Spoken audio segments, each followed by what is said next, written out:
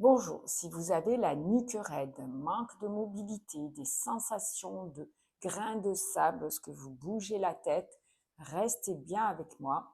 Aujourd'hui, on va parler d'arthrose cervicale, comprendre qu'est-ce que c'est que l'arthrose cervicale et surtout quels sont les facteurs aggravants et qu'est-ce qu'on peut faire car on peut agir sur l'arthrose cervicale pour soulager les douleurs. Je suis Valérie, coach APA, activité physique adaptée aux pathologies, aux affections de longue durée. Alors, l'arthrose cervicale, comme je l'ai expliqué dans d'autres vidéos pour l'arthrose du genou ou pour l'arthrose de hanche, eh bien, entre deux os, vous avez des cartilages. Eh bien, c'est l'usure du cartilage, un manque d'hydratation de ce cartilage, de lubrification qui fait que on a cette arthrose. Et ce que vous devez comprendre, c'est pourquoi votre nuque se bloque, quels sont les facteurs aggravants et surtout les mouvements, ce qu'il faut faire, ce qui est le plus efficace pour diminuer cette douleur et surtout retrouver de la mobilité dans cette partie-là, dans votre cou, votre nuque, vos cervicales. C'est pas que c'est une fatalité liée à l'âge. Déjà, il y a plusieurs causes à l'arthrose cervicale.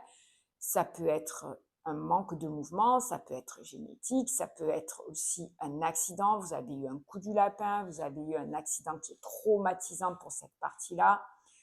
Donc, il y a eu beaucoup d'impact. Ça peut être également être aussi dû à une respiration haute des épaules qui sont tout le temps en boucle d'oreille.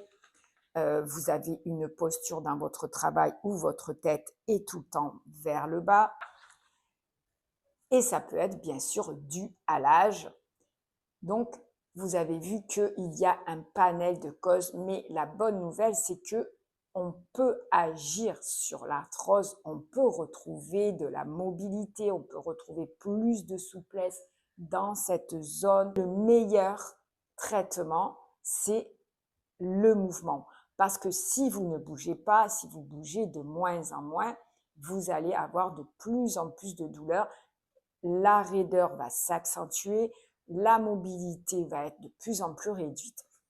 Donc, vous l'aurez compris, la solution, le remède non médicamenteux, ça va être le mouvement, mais pas n'importe quel mouvement, on va voir lesquels. Mais déjà, on va parler facteurs aggravants. Donc, pourquoi souvent ça s'enraidit et ça bloque après 45 ans? Eh bien, parce que déjà, dans la vie de tous les jours, si on parle de façon globale et holistique, puisqu'ici, on veut prendre la personne de façon globale, c'est ce que je fais dans mes accompagnements, eh bien, il y a aussi le stress, les facteurs émotionnels, les tensions dans le corps. Donc, on pense aux vertèbres, mais il faut penser aux muscles. Eh bien, les muscles aussi, ils vont se raidir et ils vont tirer sur nos cervicales parce qu'on est anxieux, parce qu'on respire mal, parce qu'on se tient comme ça, on se tient crispé. Donc, tout ça, c'est dû à notre stress, à nos tensions émotionnelles, à la mauvaise respiration. Ça aggrave. Et bien sûr, si vous restez avec votre téléphone en train de faire des choses sur votre téléphone toute la journée, la tête, elle est penchée comme ceci, plus l'ordinateur, on va accentuer le problème. Je suis en train de lire, je suis comme ça.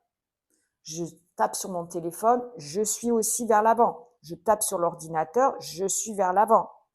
Donc, la posture de la tête en avant, les épaules crispées, la respiration haute, tout ça, le manque de mouvement, tout ça va accentuer ce problème, mais on va avoir des solutions. Donc déjà, une bonne hydratation, boire de l'eau de qualité et en quantité suffisante, ça va pouvoir nourrir notre cartilage.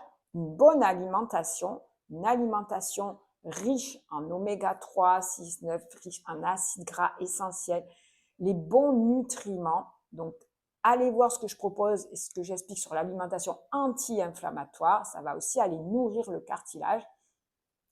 Et aussi éviter tout ce qui est pollution qui va rajouter également un facteur aggravant. Et puis le mouvement, bouger, et je vais vous montrer quel mouvement faire avec un mémotechnique très simple.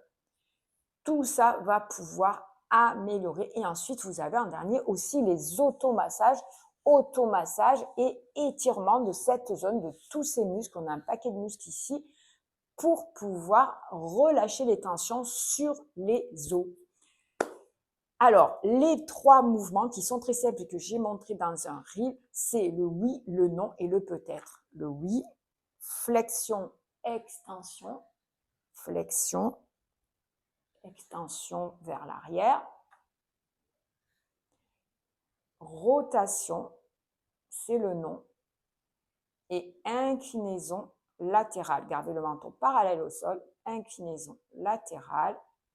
Là, c'est le peut-être. Facile à retenir. Oui, non, peut-être. Eh bien, ces mouvements, faites-en 10-15 tous les jours. Moi, je les fais dans le lit lorsque je me réveille le matin. Et ensuite, en fin de journée, si je reste trop sur mon ordinateur, je les fais également. Vous faites 10-15 mouvements.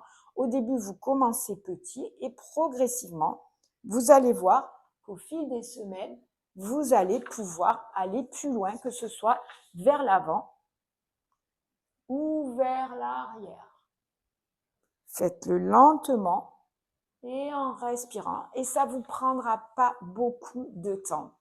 Et en tant que thérapeute holistique, j'ajoute la respiration correcte. Eh bien, inspirez si vous pouvez par le nez, soufflez par la bouche pour bien sentir votre respiration et respirez avec le ventre. Vous pouvez même mettre la main sur le ventre pour bien sentir le ventre qui se gonfle légèrement à l'inspire et surtout qui se rentre à l'expire pour avoir une respiration de qualité qui va aussi apaiser votre mental. J'ai mis des vidéos qui parlent de ça aussi, comment stimuler son nerf vague, solliciter le système parasympathique et celui de l'apaisement. Ça va également rentrer en jeu dans cette amélioration de vos tensions dans vos cervicales. Et je sais qu'avec l'hiver, avec le froid, on se tient plutôt avec les épaules en boucle d'oreille. Donc non, dégagez le cou.